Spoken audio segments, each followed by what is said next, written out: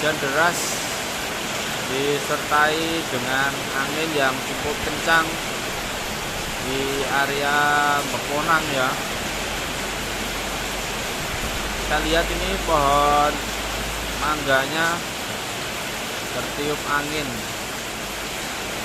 Mudah-mudahan hujan yang membawa berkah ya, hujan yang membawa rahmat untuk semesta alam.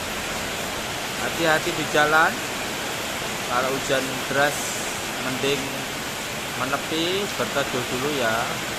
Semoga selamat, sehat semuanya.